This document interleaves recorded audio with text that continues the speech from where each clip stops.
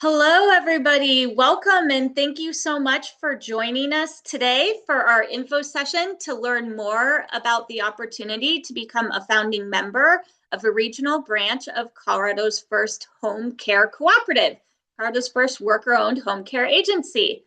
My name is Deborah, and I work with Rocky Mountain Employee Ownership Center to support the development of this home care cooperative. This project's really meaningful to me because my mom was a lifelong caregiver and she ran an agency in the informal economy and she worked herself into the grave. And I don't want anyone else to experience that. Nobody should have to. And so I'm really privileged and grateful to be here to work with an incredible group of folks to launch Colorado's first home care cooperative to provide a better way for caregivers. Just a quick little bit about RMEOC, Rocky Mountain Employee Ownership Center, does co-op development and incubation, so helping workers to form worker-owned cooperatives, as well as conversion, so working with traditional businesses to convert into employee ownership.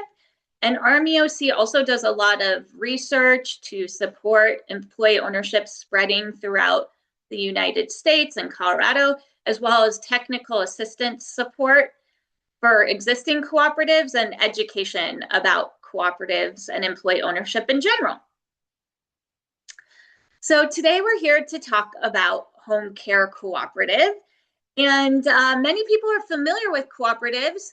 I've been, perhaps you've bought from a consumer cooperative like REI or a cooperatively owned grocery store.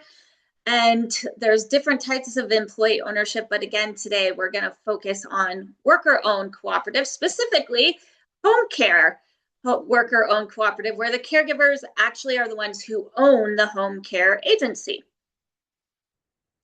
One of the biggest differences between a cooperative and a traditional agency is this idea of cooperation. A high tide raises all boats. So the caregivers who are part of the home care cooperative, they are working collaboratively. We win together, we lose together. And that's in terms of both the money and power. So in a cooperative, it's democratically controlled. So everybody who is a worker owner has a say and a seat at the table where the decisions are being made on key decisions about how the cooperative, how the business runs.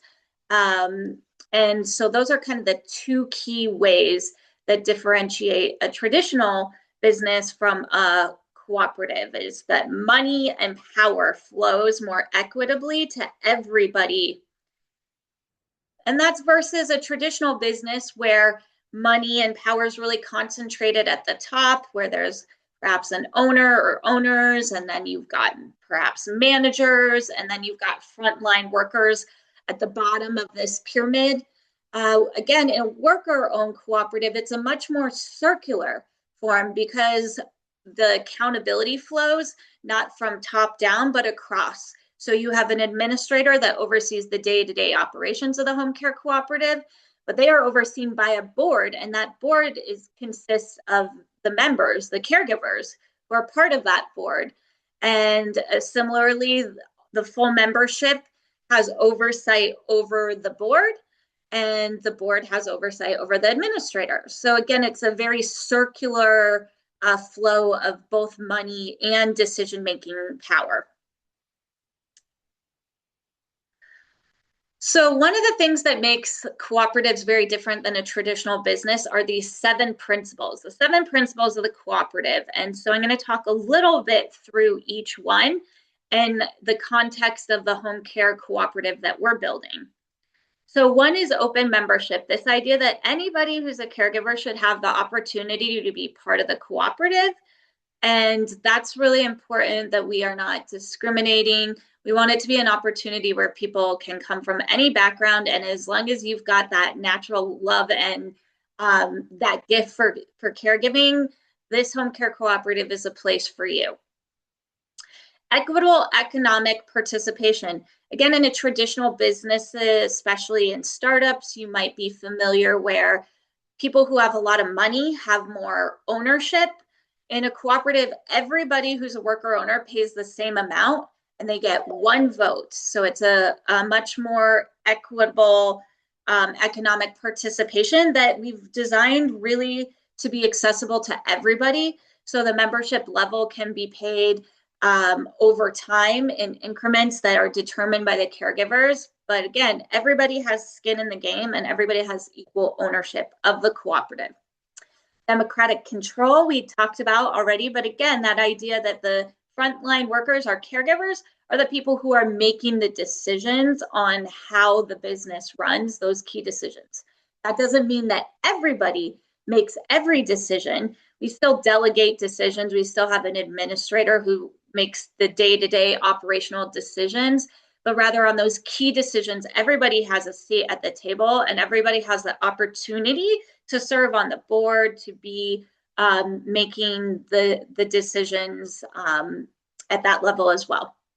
Autonomy and independence, the way that this really shows up in the home care cooperative is we know the way that the hustle works. And many folks, I'm sure, watching this have participated in multiple agencies at the same time.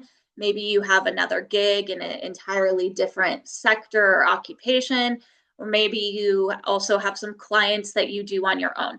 We're not asking you to be exclusive to the cooperative. Of course, we want to make it your employer of choice by creating incredible jobs that cannot be matched by others. But ultimately, there's no competition clause we're going to ask you to sign or anything that would prohibit you from working outside of the cooperative as well, either in home care and other places. The fifth principle is cooperation among cooperatives. This is a really key one, and especially in the home care sector, where we have the benefit of being part of a national movement of home care cooperatives. I'll talk a little bit more about that in a minute. But this idea that we can learn from and grow and succeed together is that cooperation among cooperatives.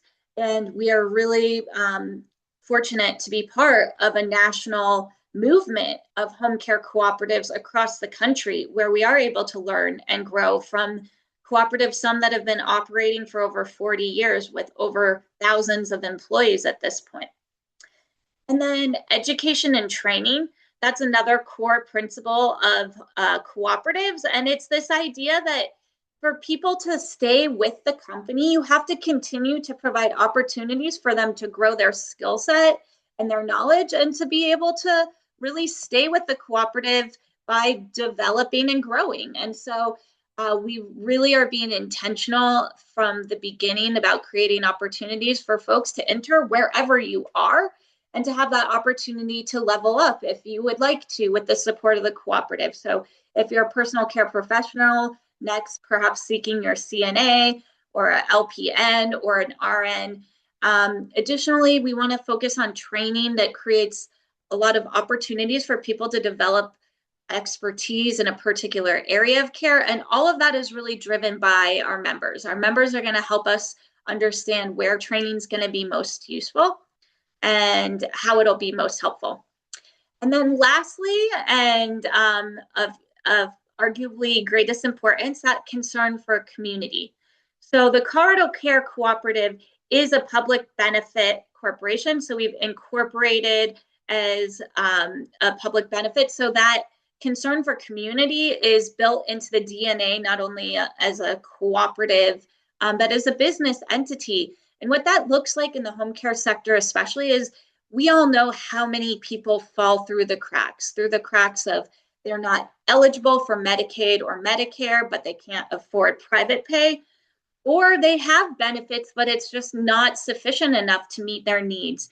And that's one thing we've really focused on. Our founding members are really fiercely committed to that idea of serving the most vulnerable within our communities and providing opportunities for caregivers for folks who are often excluded from this type of opportunity to be an owner of a business. So those are our principles of a cooperative that guide everything we do as we are building out our worker-owned home care agency.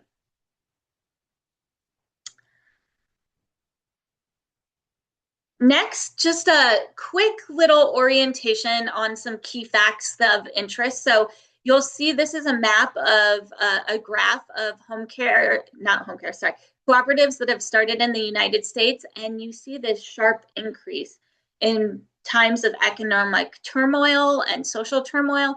And that's because as people are forced out of their jobs, and they look to innovate. Cooperatives are a really great way. They outperform the market in pretty much every sector where they operate and really have proven to be more stable in surviving economic downturns as well as social instability. And why is that? There are a couple key characteristics of cooperatives that make them better insulated against external vulnerabilities like economic downturn. So one is you're probably familiar with many corporations where you've got a CEO that's making insane amount of monies at the same time paying poverty wages to the frontline workers. That's the 1 to 344 is not uncommon is the pay ratio in a conventional business. In a cooperative, it's much closer to 1 to 1.5.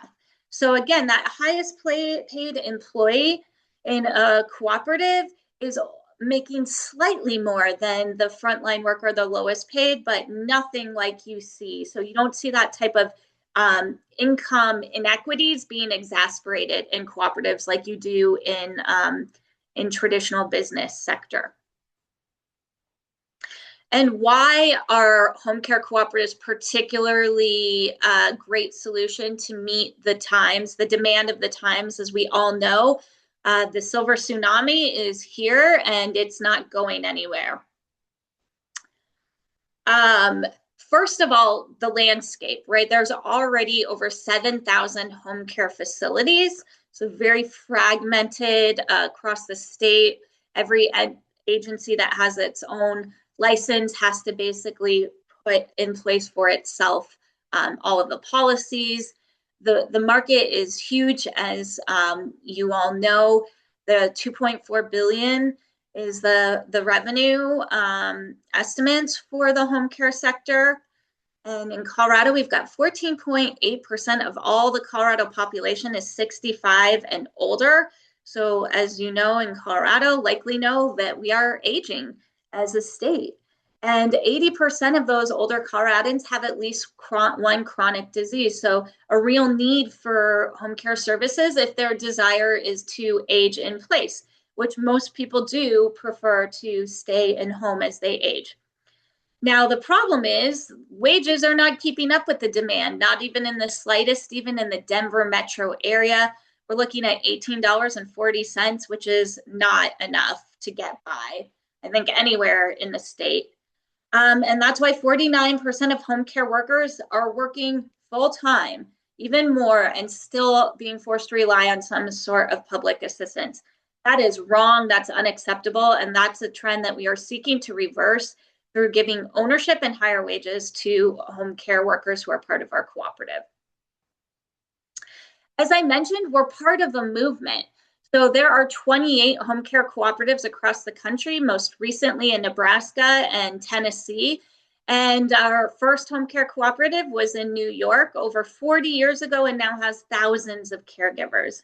And again, we are able to stand on the shoulder of these giants who've really paved the path before us to not have to reinvent the wheel. We are doing some things a little differently than any other cooperative in the country. We are having a statewide agency with regional branches. So again, that kind of benefit of having one centralized administration, but then still having the regional branches that are very specific to the needs of their region and community.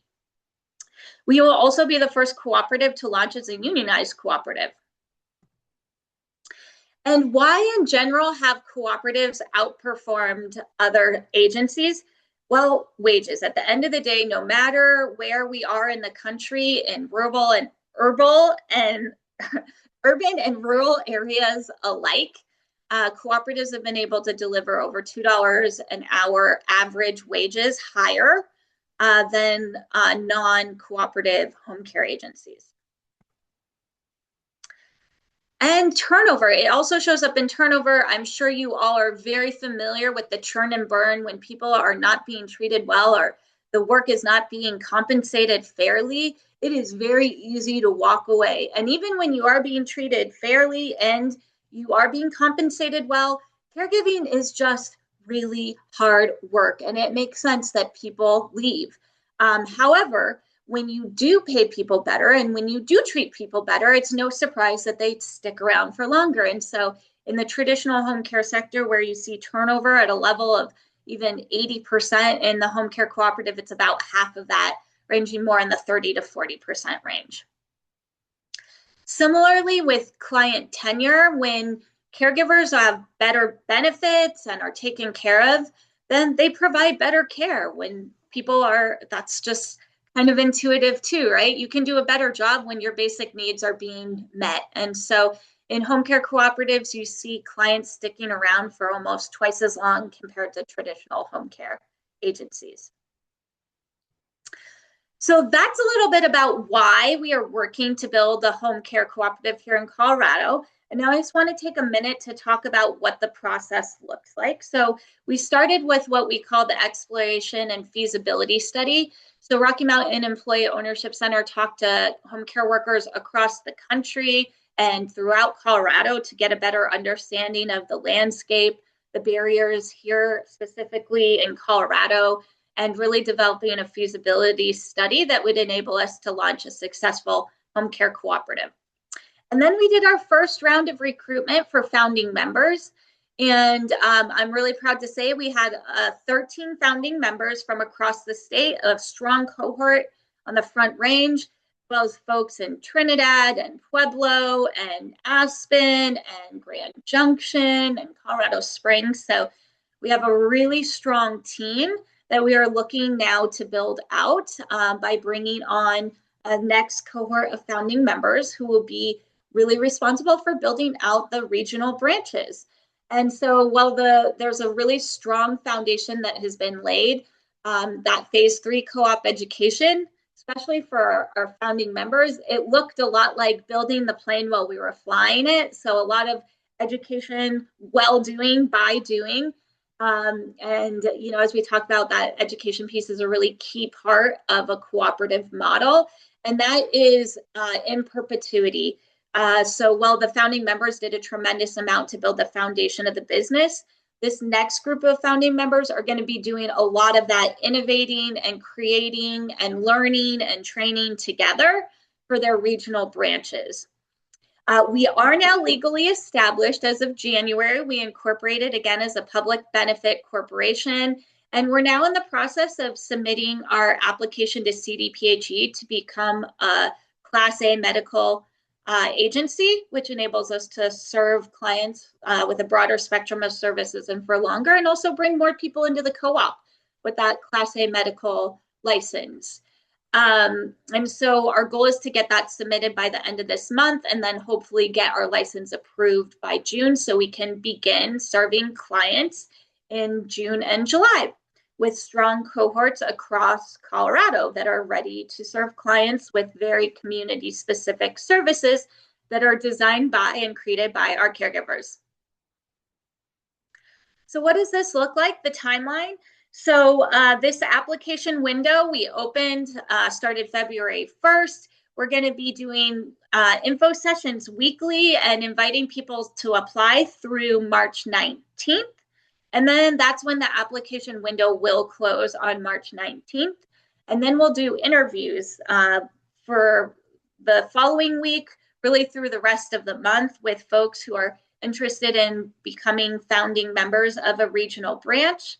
And then once we've got that cohort formalized, we'll begin meeting with the group of existing caregivers and breaking out into regional founding member groups and really doing that deep work to prepare for launching our services between April and June when we're expected to get our license. And then again, we're expecting by June, we will have our Class A medical license, and our target day to begin serving clients is immediately thereafter. So that is what our process looks like. We are really incredibly excited to welcome a new cohort of founding members that are going to be really along to at this ground floor level to build this next phase of the Colorado Care Cooperative.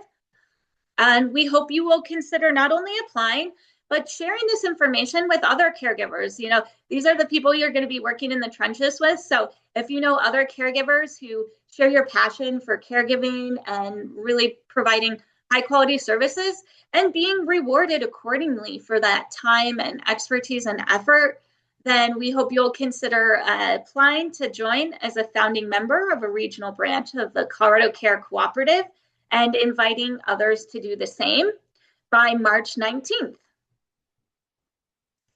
And that's all we've got. Please feel free to reach out anytime via phone or email if you have any questions or want to talk more about if this is the right opportunity for you. And thank you very much for your time.